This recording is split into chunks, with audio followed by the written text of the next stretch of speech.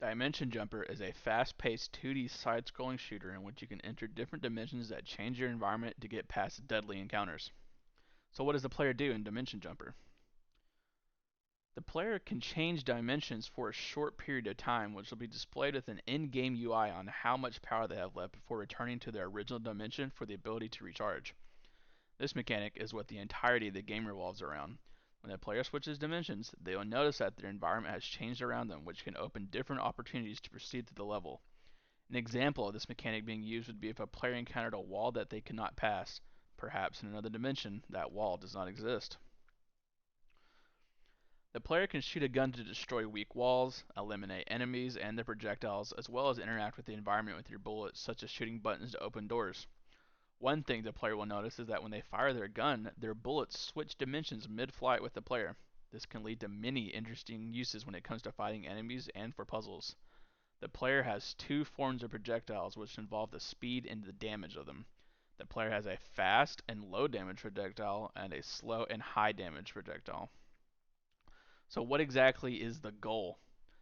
The goal for the player is to reach the end of the level by defeating enemies, solving puzzles, and not losing 3 of their total lives. So what exactly can the player expect?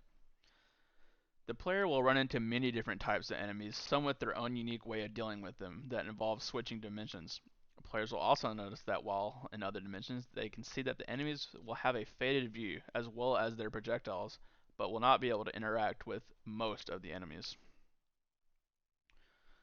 The players will also run into environments and puzzles. The player can expect to run into puzzles that involve switching dimensions and using good timing, as well as different environments that can change how the player approaches the scenario.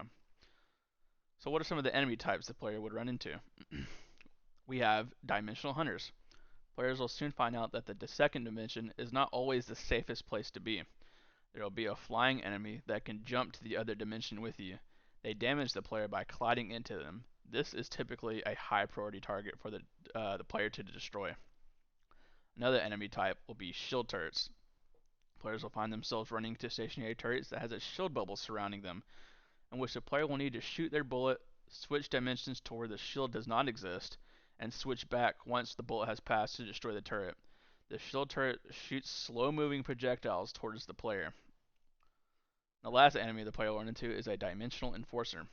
This enemy shoots very tall but thin projectiles, almost like a wall towards the player.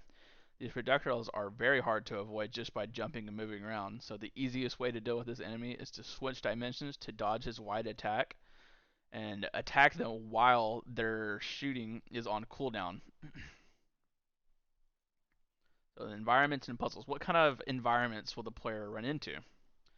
One will be a slow field. Players will run into zones within the game that slow the player's movement and bullets that pass through it as well as the enemies.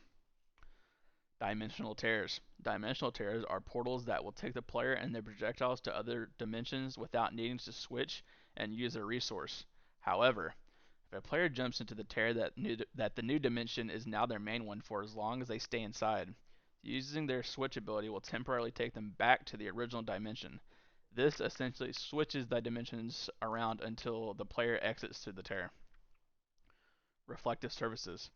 Some places in the environment will also have reflective surfaces that will ricochet the player's bullet depending on the direction they shoot them from. And they will also have anti-dimensional switching zones. Players will run into these zones that disable the ability to switch dimensions and will force the player to use their environment to deal with any puzzles or enemies in the area. We also have an example puzzle here. In this example photo, it shows a player shooting his slow-moving projectile into a dimensional tear that will take his bullet to the second dimension. However, in the first dimension, the yellow reflective surfaces are faded, meaning they do not exist, as well as the moving laser above, which will destroy the player's projectile. The player must time his switches correctly to have the projectile avoid the laser by moving to the first dimension but switching back quickly to bounce off the reflective surfaces in the second to reach the button at the top room to proceed. So what are the risks? The biggest risk in this game is what the game is based around. Without proper balancing and playtesting, there could be a problem where switching dimensions simply makes the game too easy. We could possibly run into scenarios where players switch dimensions and ignore enemies and walk past. This has to be solved with clever level and enemy design to mitigate this issue as much as possible. Another risk would be clarity issues. With faded objects in different dimensions, players could mistake them for being in the current dimension and possibly die for that. Another issue could be the overall noise on the screen displayed at the time, with information being shown from the other dimension.